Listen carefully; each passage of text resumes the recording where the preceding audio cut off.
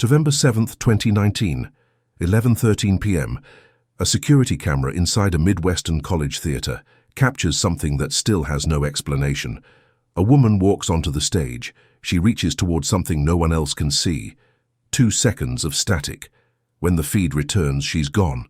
Her shoes are found neatly placed beside a piano. Her car keys are still in the ignition. The doors are locked from the inside. No body, no blood, no trace, just empty air where a person used to be. This isn't fiction, this isn't a movie, this happened, and what came after makes it even worse.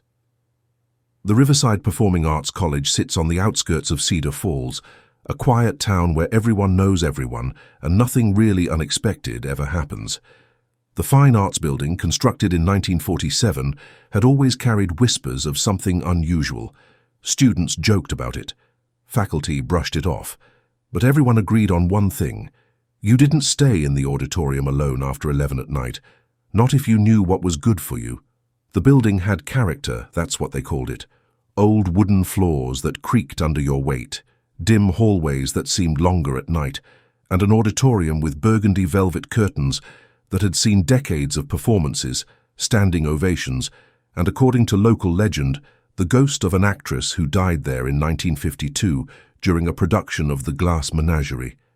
Her name was never confirmed, but students called her the Lady in White because maintenance workers claimed to see a pale figure near the stage on foggy nights.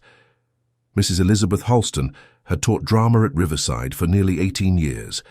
She was 53, warm, patient, the kind of teacher who remembered every student's name even years after they graduated. She wore cardigans with theater quotes stitched on them, drank too much black coffee, and always stayed late to organize props and sweep the stage after rehearsals.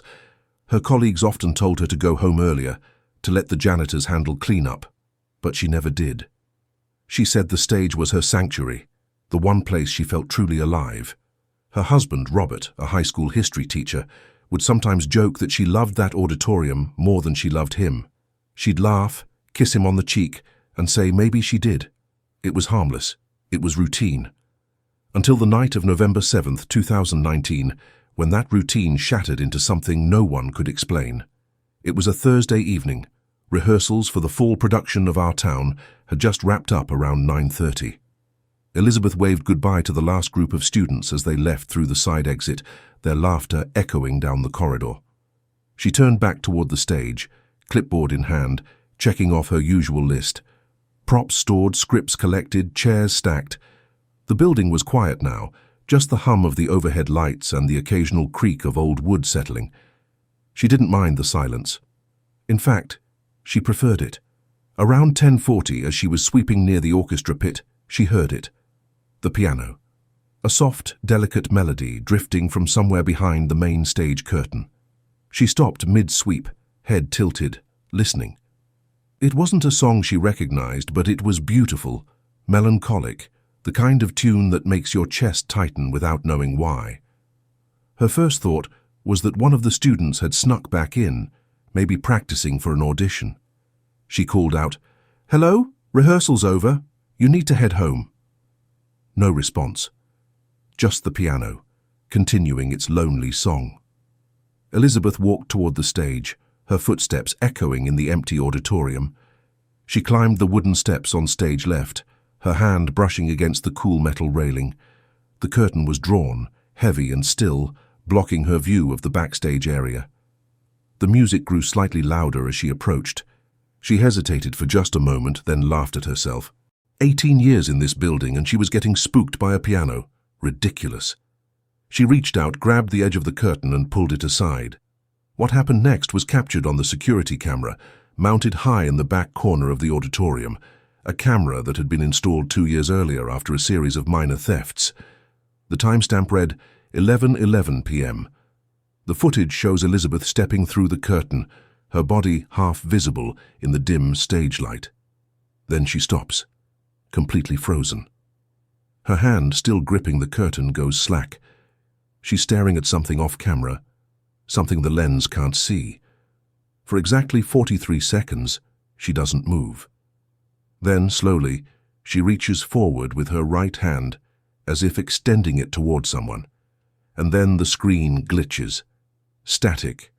for 2 seconds. When the image returns at 11:13 p.m., Elizabeth is gone. Before we dive deeper, let us know in the comments where you're watching from. We'd love to hear from you. And if you're new here, click on the subscribe button so you never miss any of our upcoming videos.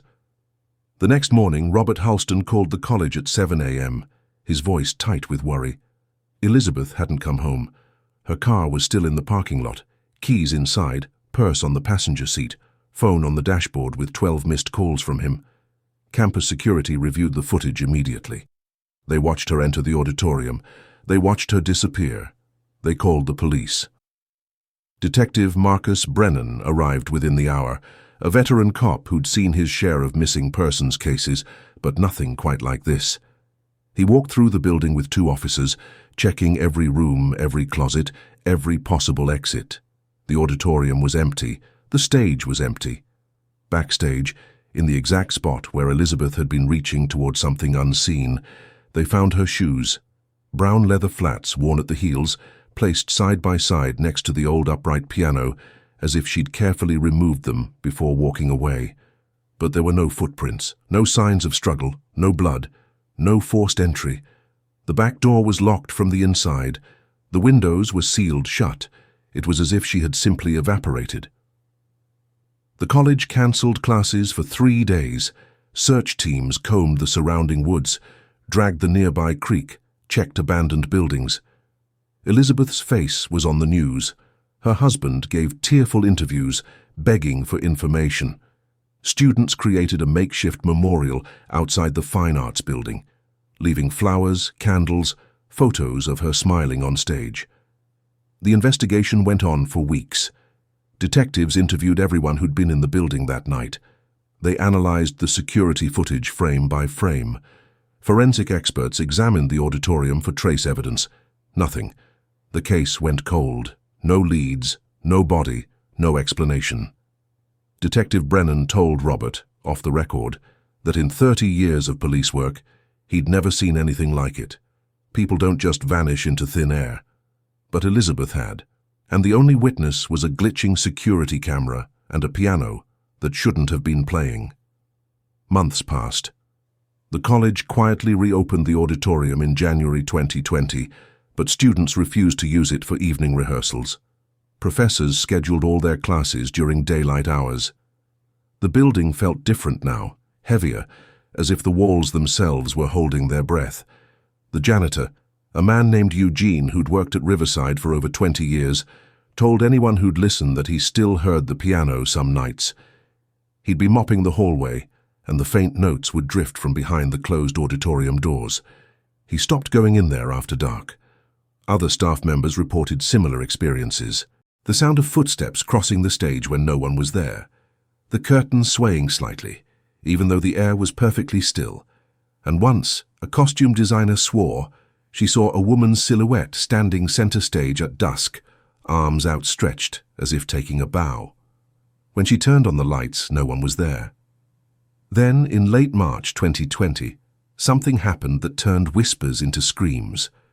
A group of 5 students, desperate to finish their senior project, decided to rehearse in the auditorium one evening around 8 p.m.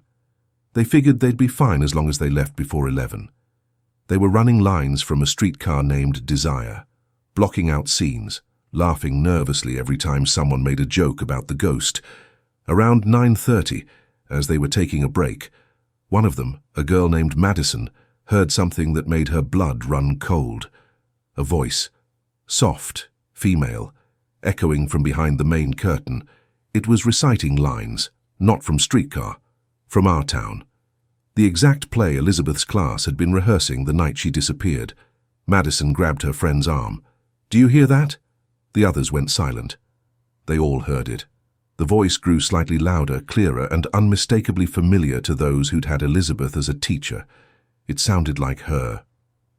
One of the boys, Trevor, pulled out his phone and started recording. The audio, later analyzed by sound experts, picked up a female voice reciting Emily's monologue from Act 3, the heartbreaking scene where she says goodbye to the world. The voice wavered, as if the speaker were crying. Then it stopped, abruptly. The curtain rippled just once, like someone had brushed past it. The students ran. The college administration tried to bury the incident. They called it mass hysteria, stress from the pandemic lockdowns that had just begun, overactive imaginations. But the recording leaked online. It went viral. Paranormal investigation teams contacted the school, offering to do a full sweep of the building. The college refused. In April, a maintenance worker named Glenn was doing a routine check of the stage rigging when he saw her. It was around 10:45 at night, and he was up on the catwalk, adjusting a spotlight. He glanced down at the stage and froze. There was a woman standing center stage, directly beneath him, bathed in a pool of dim light from the emergency exit signs. She wore a long cardigan, her hair pulled back, and she was staring up at him. Glenn said later that her face was pale, her expression calm but deeply sad, and for a moment he thought it was just a late-working professor. Then he recognized her from the missing person posters. It was Elizabeth. He shouted her name. She didn't respond. She just turned slowly toward the curtain, walked through it, and disappeared. Glenn climbed down in a panic, ran backstage, searched everywhere. Nothing. He quit the next day. In May 2020, the college quietly closed the Fine Arts building, citing structural concerns and budget cuts due to the pandemic. It's been locked ever since. No classes, no performances, no maintenance. The official story is that they're planning renovations, but locals know better. They know the building is abandoned because no one wants to be in there. Robert Halston moved out of state 6 months after his wife vanished. He couldn't bear to stay in Cedar Falls, couldn't walk past that building every day wondering what had happened to the woman he loved. In a final interview before he left, he said something that still haunts those who heard it. She always said the stage made her feel alive. Maybe that's where she still is. Maybe she never really left. The case remains officially unsolved. Elizabeth Halston is still listed as a missing person. But those who knew her, who studied under her, who loved her, believe something else. They believe she found something behind that curtain, something that called to her in a way the living world never could. And here's the thing that keeps people awake at night. Even now, years later, people who live near the college report seeing lights flickering inside the Fine Arts building late at night. At exactly 11:13 p.m., the time the security camera glitched, residents have photographed a faint glow coming from the auditorium windows. Some say if you stand outside the building on a quiet night, you can hear it. The piano, playing that same melancholic melody. And if you're brave enough or foolish enough to peek through the dusty windows, you might see the curtain move, not from wind, not from chance, but as if someone is stepping through it, taking their place on an eternal stage, performing for an audience that exists somewhere between this world and the next. The building still stands. The stage still waits. And somewhere, in the space between what we see and what we cannot explain, Elizabeth Halston may still be giving the performance of her life, or her afterlife. So here's what I want to know. If you were in that auditorium, if you heard that piano playing from behind a closed curtain in an empty building, would you go investigate? Would you pull back that curtain? And what if it was someone you loved standing there, someone who'd been missing? Would you reach out to them knowing something wasn't right? Think about the place that makes you feel most alive, the place where you lose track of time, where everything else fades away. Now imagine never being able to leave it. Would that be heaven or hell? Elizabeth gave 18 years to that stage. The question nobody can answer is whether she's trapped there now or whether she chose to stay. Drop your thoughts below, tell me what you think happened, and if you've ever experienced something you couldn't explain, something that made you question what's possible, share your story. We read every comment. Thanks for watching. And remember, some places don't let go easily, especially the ones we love most. Subscribe and watch out for episode 3, The Bridge, at 3:03 a.m.